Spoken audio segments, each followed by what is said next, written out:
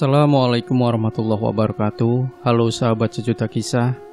Bagaimana dengan aktivitas Anda hari ini? Semoga berjalan lancar. Kembali berjumpa dengan kami, channel yang setiap hari selalu menghadirkan cerita-cerita misteri yang menarik untuk Anda simak.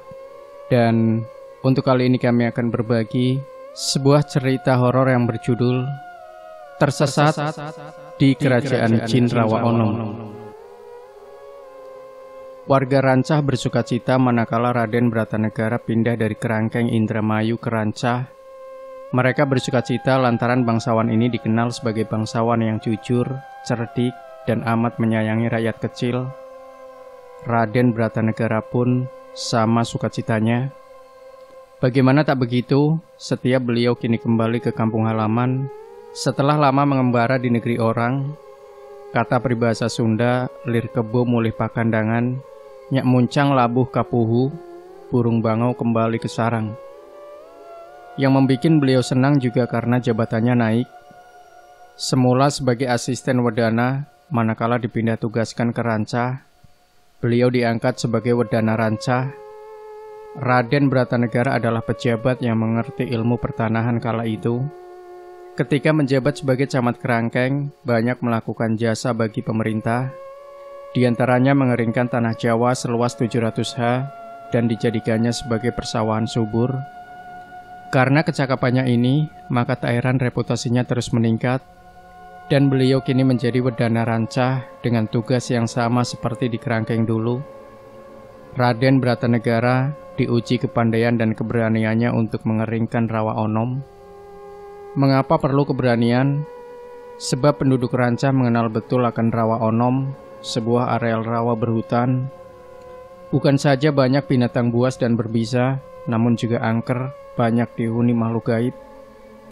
Orang Rancah menyebutnya sebagai onom, sebangsa makhluk halus yang kerap tampil di muka umum. Tak pernah mengganggu kecuali diganggu. Apakah usaha mengeringkan rawa untuk keperluan pertanian akan mengganggu kedamaian penduduk di alam sana? Pagi hari amat cerah, Sulendra, seorang pemuda usia 20 tahun, tengah sibuk membereskan busur dan anak panah milik majikannya. Dengan amat gairah, Lendra, demikian panggilan akrabnya, secara teliti dan telaten memeriksa anak panah demi anak panah. Yang ujungnya sudah karatan, dia bersihkan hingga mengkilap. Demikian pun yang sudah terlihat tumpul, dia tajamkan lagi.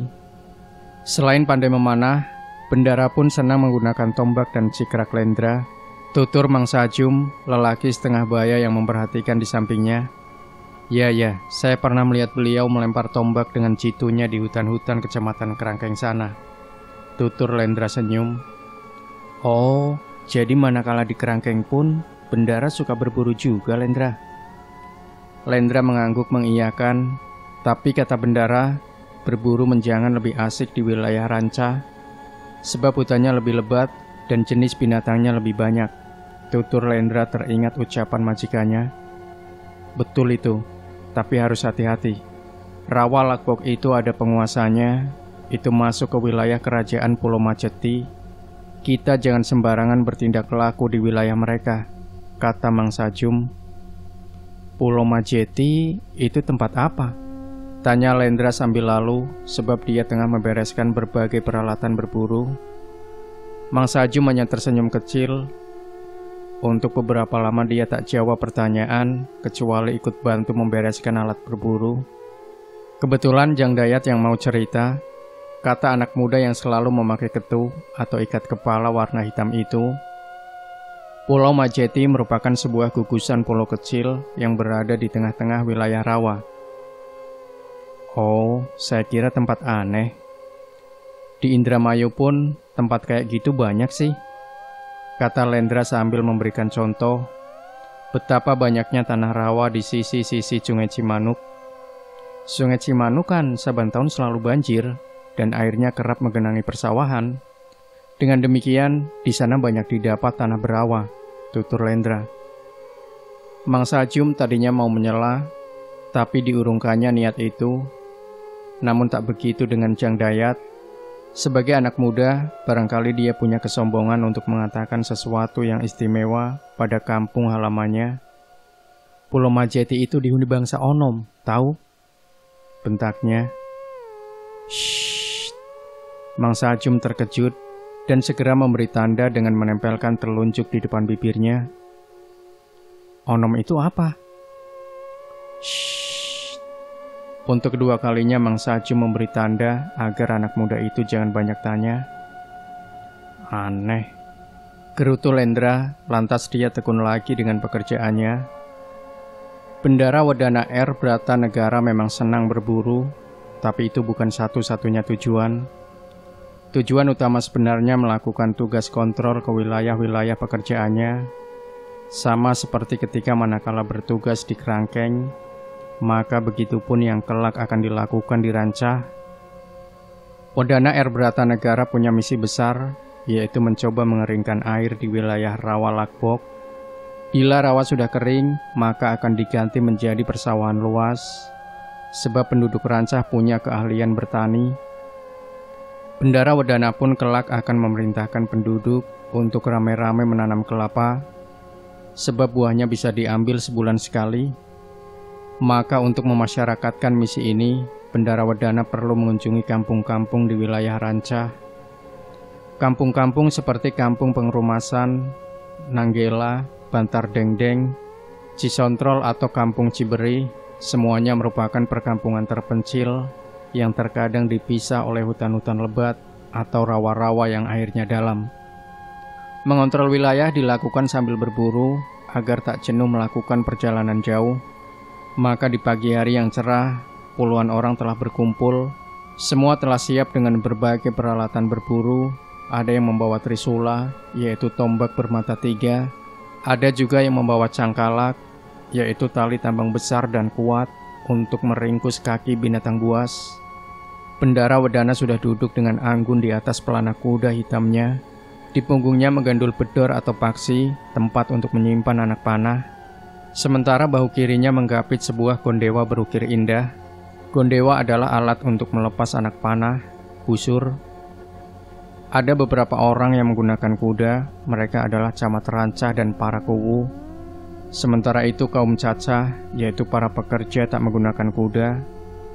Lendra adalah termasuk aparat muda yang tak diberi fasilitas kuda, namun menerima beban tugas cukup berat. Di sepasang bahunya bergantung beberapa alat berburu lainnya. Sementara itu di tangan kanannya sudah terpegang beberapa batang tombak. Kemana kita akan berburu, Mang Sajum? Tanya Lendra di tengah perjalanan. Langkah kuda yang ditunggangi para menak berjalan lambat-lambat, sehingga para abdi dalam melangkahkan kaki tak terlalu cepat. Kita akan menuju Rancah Bingung, Lendra. Rancah Bingung? Tanya Lendra bingung. Dia pindahkan beban gulungan tambang dari bahu kanan ke bahu kiri. Ya, sebenarnya banyak yang takut untuk berburu di sana, gumam Mang Sajum, namun melangkah tenang sambil memanggul beberapa batang cikrak. Tapi saya tak takut. Saya hanya bingung saja, kok namanya Rancah Bingung, potong Lendra. Itu karena bila orang masuk ke wilayah tersebut, ada kalanya suka bingung. Bisa masuk, susah keluar. Makanya berburu ke tempat itu tak sebanyak bila berburu ke hutan karet di Gunung Bitung, Lemah Nendet, atau ke Bangkelung. Tutur Mang Sajum lagi. Rancah Bingung ya. Gumam Lendra masih dibuat bingung. Kalau banyak orang bingung, kenapa mesti berburu ke sana, Mang?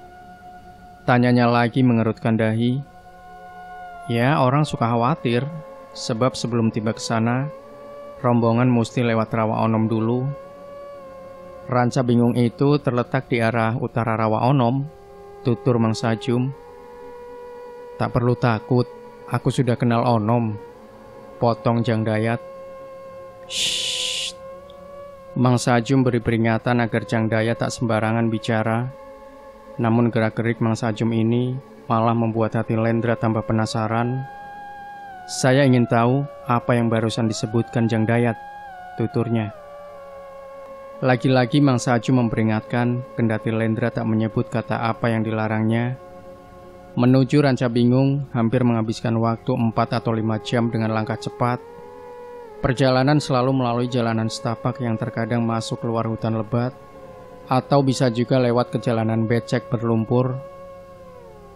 Ketika lewat wilayah Rawa Onom, jalanan semakin becek dan gelap karena timbunan pepohonan. Jang Dayat beberapa kali mesti menepuk-nepuk punggungnya yang tak berbaju lantaran nyamuk-nyamuk besar terkadang hinggap dan menggigitnya. Sementara Mang Sajum beberapa kali mesti mengebut-ngebutkan baju kampretnya lantaran sesekali ada ulat sebesar ibu jari jatuh ke bajunya. Hanya Lendra saja yang melangkah dengan santainya dan terkadang menatap ke arah kegelapan hutan dengan senyum dan kedipan mata. Ketika Rawa Onom sudah terlewati, hampir semua anggota rombongan bernapas lega kecuali Lendra. Dia malah merahu kecewa sambil sesekali melirik ke belakang seperti orang tertinggal sesuatu. Waduh, nyamuk di Rawa Onom sungguh dahsyat menciumi punggungku, keluh Jang Dayat. Oh, kok sempat diciumnya Jang Dayat? Tanya Lendra dengan senyum dikulum, namun dengan nada setengah iri. Cobalah lihat punggungku. Mungkin banyak tanda-tanda berwarna merah, saking kuatnya gigitan mereka. Kata Jang Dayat coba memperlihatkan punggungnya. Benar seperti apa dikatakan Jang Dayat. Di punggung Jang Dayat terlihat noda-noda bintik merah. Herannya, ini malah membuat iri pemuda Lendra. Nasibku memang selalu sial. Dimanapun dan siapapun jarang tertarik padaku, kata Lendra mengeluh lirih. Mang Sajum melirik heran, namun Jang Dayat ketawa terpingkal karena geli. Kenapa tak minta satu padaku, Lendra? Atau semuanya pun boleh kau ambil nyamuk-nyamuk berbisa itu? Kata Jang Dayat masih ketawa ngakak, tapi Lendra malah terlihat muram. Setiba di daerah Ranca Bingung, beberapa kuda berbunyi keras-keras dan mulutnya berbusa. Hanya kuda yang ditunggangi Bendara Wedana yang tak terlalu gelisah, kendati mulutnya sama berbusa. Sementara kuda-kuda lainnya meronta-ronta sambil menyepak-nyepakkan kaki depannya. Beberapa anggota rombongan merasa kaget, apalagi ada salah seorang kuwu yang terjatuh dan terjerembab ke permukaan rawa. Sementara itu, Lendra malah tertawa lucu melihat kejadian itu. Bendara Wedana sebagai majikannya menegur Lendra dengan mendelikan mata. Maaf Bendara, saya tak bisa menahan tawa saking lucunya melihat juragan kuwu ditarik gadis cantik itu. Tutur Lendra pelan karena merasa bersalah telah menertawakan juragan kuwu terjerembab. Bendara Wedana R Batanegara mengerutkan kening demi mendengar ucapan pegawainya ini. Beliau melirik ke sana kemari, namun tak dilihat ada gadis di sana. Kau mengigau Lendra? Gumam Raden Bratanegara, namun sambil sedikit melamun. Lendra tak memperhatikan omongan tuanya, sebab dia lebih tertarik kepada cekikikan belasan gadis cantik yang tengah mempermainkan kuda-kuda milik rombongan. Kuda-kuda itu ada yang diganggu hidungnya dengan ujung rumput, ada juga yang digelitik pantatnya oleh ujung ranting. Jadi pantas kalau kuda-kuda itu banyak yang meronta-ronta karena geli dan kaget. Itu pula yang membuat Lendra tertawa, karena baginya itu adalah pandangan amat lucu. Apalagi para gadis pengganggu itu, selain usianya nampak masih muda-muda, juga rata-rata punya kecantikan yang amat khas dibandingkan dengan gadis-gadis di dusun sekitar Kawedanan Ranca. Tubuh mereka molek-molek dan kulitnya putih serta halus. Mereka berpakaian kebaya warna hitam dan kain hitam pula. Beberapa di antaranya sengaja menggeraikan rambutnya sebatas pinggul. Jadi manakala mereka meloncat ke sana kemari untuk mempermainkan kuda milik rombongan, rambut terurai panjang itu tergerak-gerak bergelombang. Selesai mempermainkan kuda rombongan, para gadis belia ini segera berlarian sambil tertawa cekikikan. Ketika itu pula lah terdengar suara Bendara Wedana Bratanegara untuk melakukan pengejaran. Lendra merasa heran mengapa rombongan para gadis itu mesti dikejar.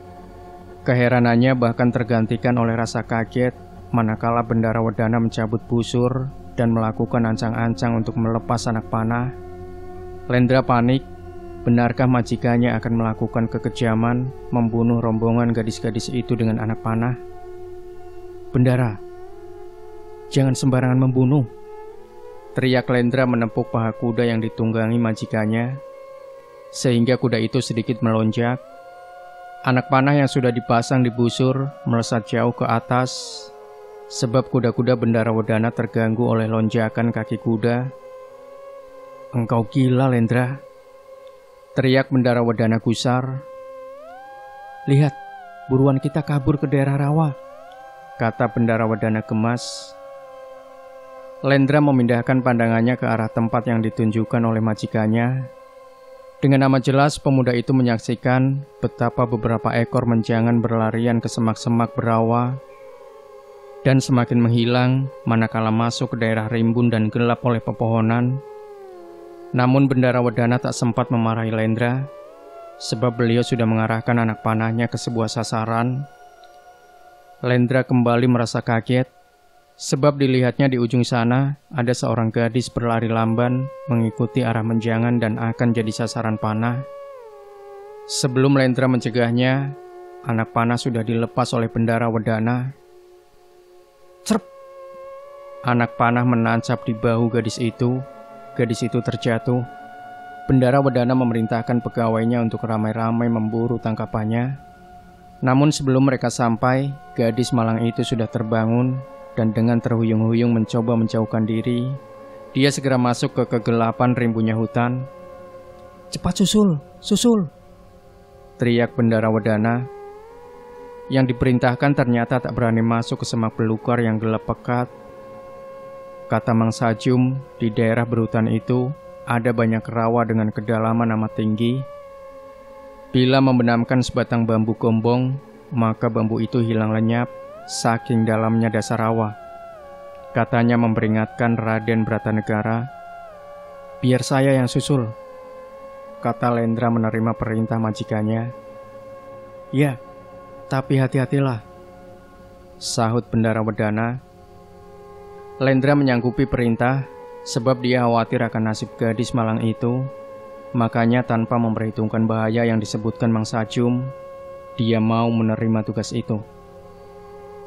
Nah, sahabat sejuta kisah, bagaimanakah kelanjutan dari kisah misteri tersesat di Kerajaan Jin Rawa Onom bagian kedua?